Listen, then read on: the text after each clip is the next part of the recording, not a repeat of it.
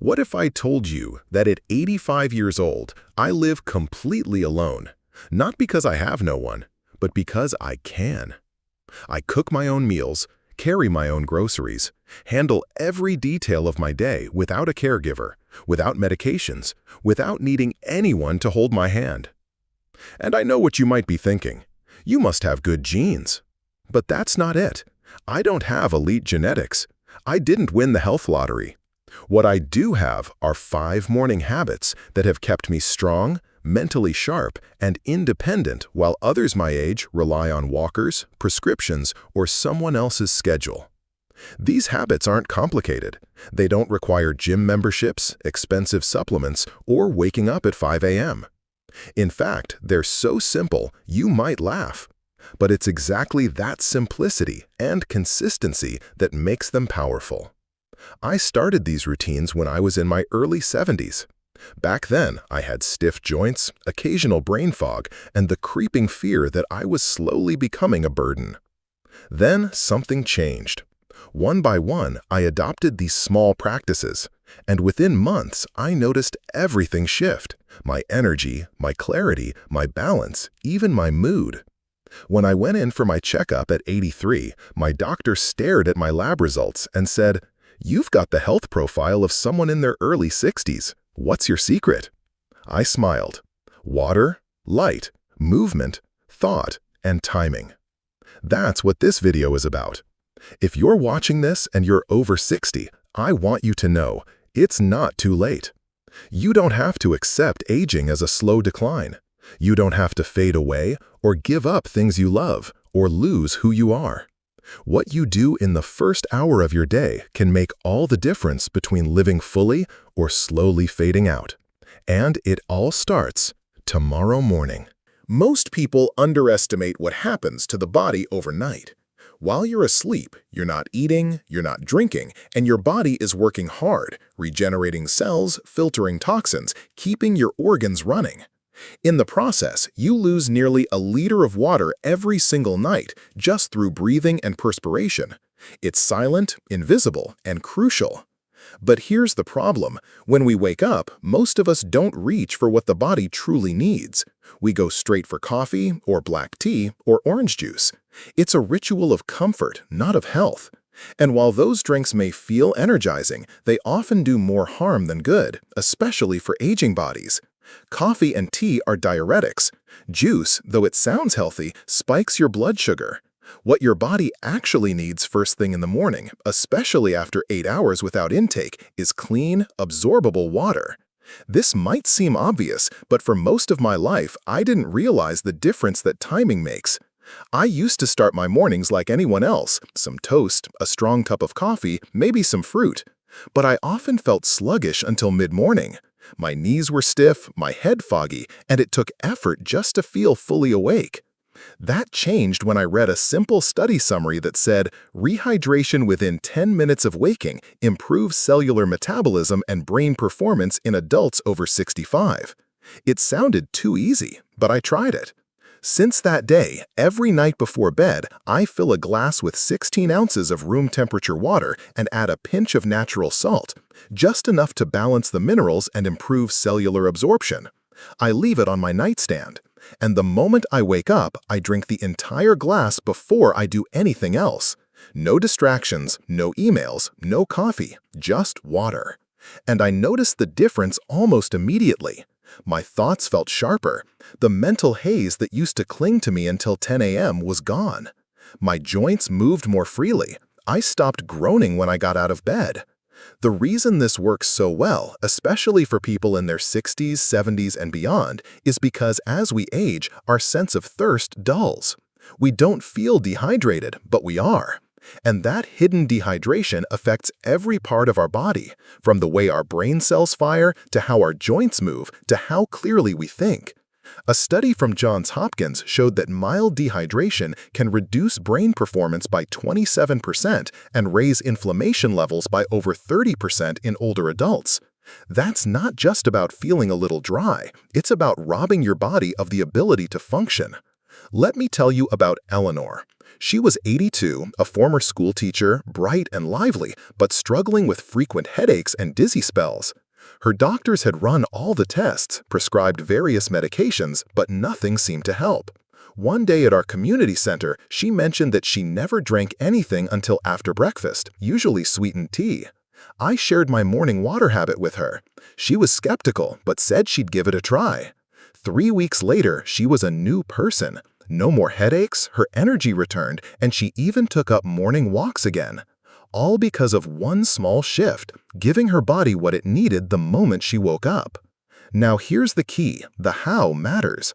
Room temperature water is gentler on the body and absorbs more easily than cold. The pinch of salt isn't about flavor. It supports something called osmotic balance, helping your cells actually pull in the water rather than just flushing it through your system. If you can't tolerate plain water in the morning, a squeeze of lemon is okay, but skip the sugar or honey. Sweeteners in the morning trigger an insulin response that blunts hydration and messes with your metabolism. I've done this every day for over a decade, and I credit it as one of the foundational reasons I've stayed sharp and mobile in my 80s. Hydration isn't a fancy wellness trend, it's biology. But most people don't realize that when you hydrate is just as important as how much you drink. Drinking a gallon of water by bedtime won't help if your body started the day in a state of silent distress. So tomorrow morning, before you pour your coffee, before you check your phone, before you open the blinds, drink a full glass of water. Make it a ritual, not just once, but every day. It might seem like a small act, but over time, it can change how you move, how you think, how you age. Start there. Start simple, and give your body what it's been asking for all along. If you're over 70, chances are someone has told you to just stretch more in the morning. It sounds helpful, logical even, but for many seniors, including myself, it's the wrong advice. You see, for years, I followed the same stretching routine I learned in my 40s: bend, twist, hold, pull. And I thought I was doing the right thing. Until one morning, I pulled a muscle in my lower back trying to reach for my toes. Another day, my shoulder ached after what should have been a simple arm circle. At first, I thought these pains were just part of aging. But deep down, I knew something wasn't right. I was trying to stay healthy, but my body was pushing back. Then I came across research from the Mayo Clinic that changed my perspective completely. Traditional stretching routines, especially those designed for younger bodies, can increase inflammation by over 30% in older adults. Worse, they can create micro-damage in joints that are already losing collagen and lubrication. The truth is, our connective tissue changes with age. After 70, the collagen fibers in our tendons and ligaments become more rigid, more cross-linked. They're not as flexible or elastic as they once were. Trying to stretch them the same way we did in our 30s is like pulling on an old rubber band. It doesn't flex, it frays. That's why I developed a new approach, what I now call my inside-out mobility sequence. It's a gentle, progressive routine I do every single morning before breakfast that has restored my flexibility and protected my independence. Here's what it looks like. 1. Seated marching. 1 minute. I begin sitting on the edge of my bed or a sturdy chair. I gently lift one knee at a time, marching slowly in place. It gets the blood flowing and warms the hip joints. No force, just rhythm. 2. Shoulder rolls. 30 seconds forward, 30 seconds back. Still seated, I roll my shoulders forward in smooth circles, then reverse. This loosens up the tension that builds overnight and prepares the upper body for movement. 3. Doorway chest expansion. 30 seconds. Standing in a doorway, I place my hands at shoulder height on each side of the frame and gently lean forward until I feel a stretch across my chest. This counters the slouch that creeps into our posture as we age and spend more time sitting. 4. Supported squats. 1 minute. Holding on to the kitchen counter or the back of a sturdy chair, I bend my knees gently, just enough to feel my thighs engage. I never go too deep. Comfort is the goal. This activates the largest muscles in the body safely, wakes up the metabolism, and supports balance. 5. Ankle circles. 30 seconds per foot. Finally, I extend one leg at a time and make small, slow circles with my foot, first clockwise, then counterclockwise. It stimulates circulation, warms up the ankles, and prevents stiffness that can lead to falls. The entire routine takes about 7 minutes, and it's become as automatic to me as brushing my teeth. But unlike a static stretch that forces the body to do something it's not ready for, this sequence respects biology. It starts from the inside, increases core temperature, enhances blood flow, and eases the joints into motion, without risk. Let me share the story of Thomas, a friend from a nearby community center. He's 85, same age as me, and had been doing the same toe touches and hamstring stretches he learned back in the 1970s. Over time, his knees began to ache, and eventually, he started using a walker. When I showed him my mobility sequence, he scoffed at first.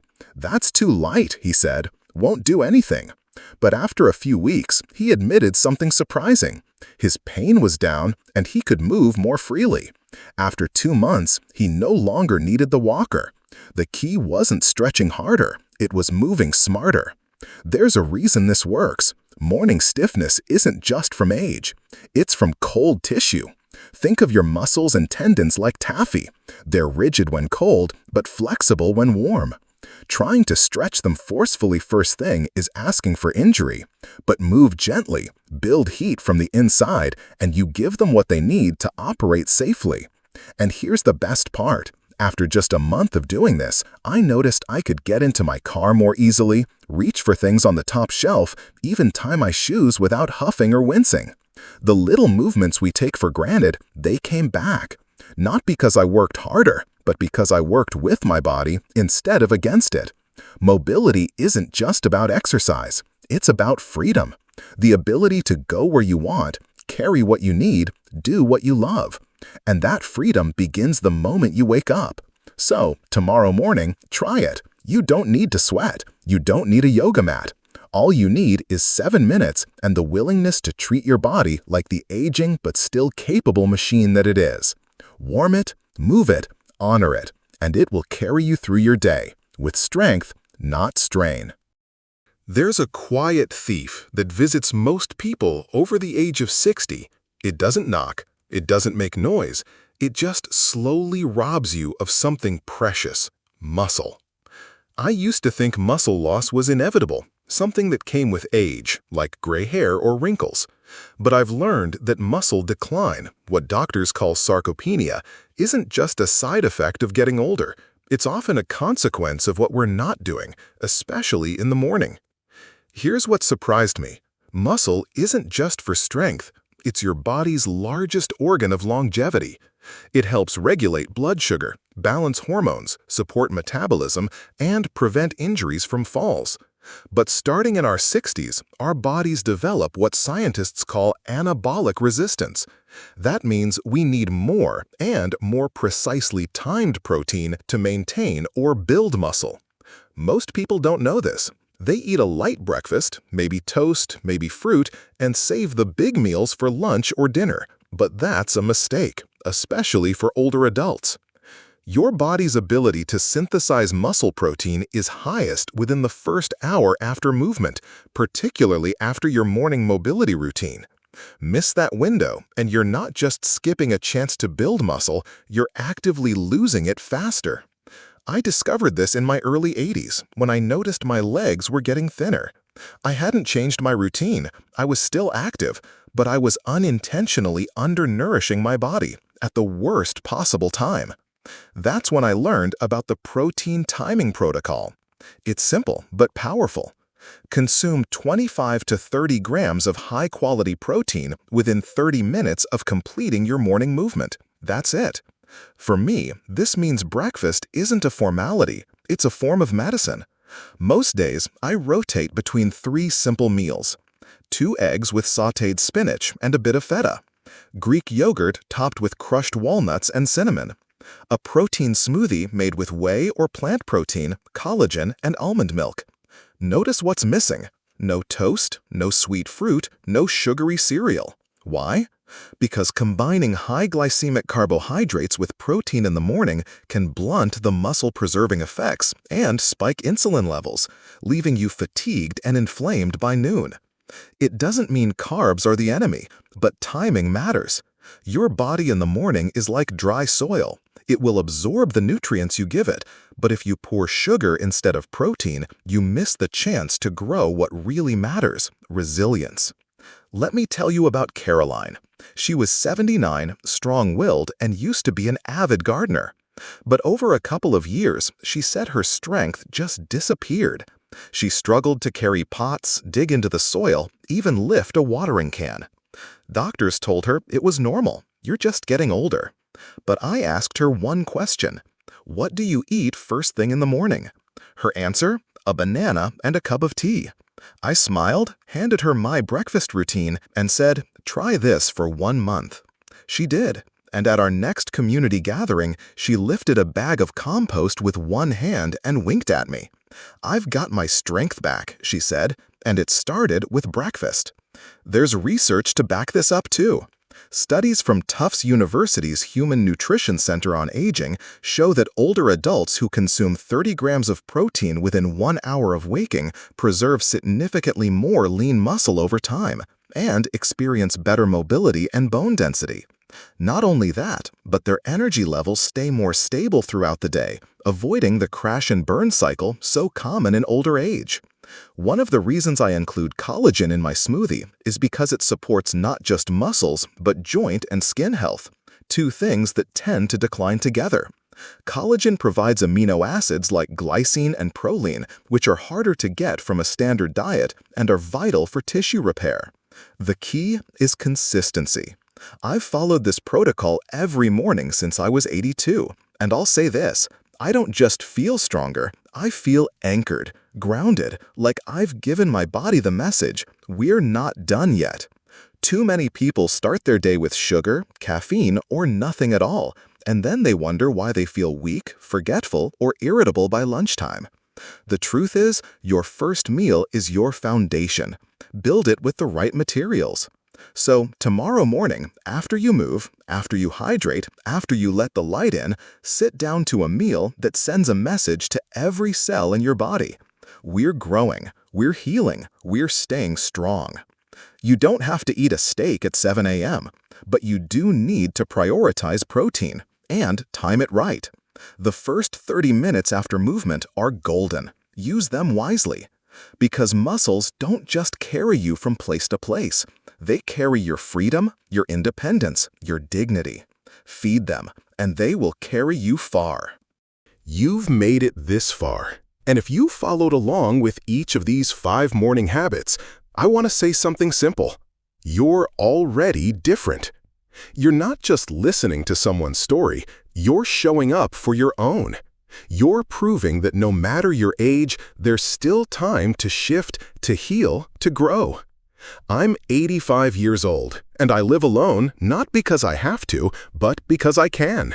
I cook my own meals, I walk upstairs without holding the railing, I remember the names of my grandchildren without needing a reminder, and I do it all without a shelf full of medications or a calendar filled with appointments I dread. And I owe that not to luck or genetics or money, but to the habits I choose every single morning. Hydration, sunlight, mental activation, gentle movement, timed nutrition. They may seem small, ordinary, but together they form the foundation of something extraordinary, a life that still feels like mine. Too often, society whispers that after a certain age, we should slow down, sit still, fade out. But I believe the opposite. I believe we are at our most powerful when we refuse to settle, when we decide to wake up each day and take back our energy, one moment at a time. You don't have to do all 5 habits perfectly tomorrow. Start with 1. Make it a ritual. Then layer in the next. And the next. Small steps, taken daily. That's how mountains move. If this video resonated with you, if it gave you hope or a sense of direction, or even just a gentle nudge, then I want to ask you for something. Join the community we're building here at Lance Senior. This channel isn't just a place for health tips. It's a space for those of us who still believe in living fully, whether we're 60, 70, 80, or beyond. Here's what you can do right now. Subscribe to the channel so you don't miss the next video. Like this video if it helped you, even in the smallest way. And most importantly, share it with someone you care about, a friend, a sibling, a neighbor, someone who might need a little inspiration to reclaim their mornings and maybe their life. And if you've already started implementing any of these habits, I'd love to hear from you. Drop a comment below. Tell me which one has made the biggest difference for you so far. Your story could inspire someone else to begin theirs. This isn't about being perfect. It's about being intentional. It's about saying, I may be older, but I'm not done. I still have things to do, people to love, places to go, a life to live. Let's live it together. I'll leave you with this. The first hour of your day is the compass for everything that follows. Use it with care. Use it with purpose. Use it as your way of saying, this day belongs to me. Thank you for spending this time with me. Stay strong, stay sharp, and I'll see you in the next video, right here on Lance Senior.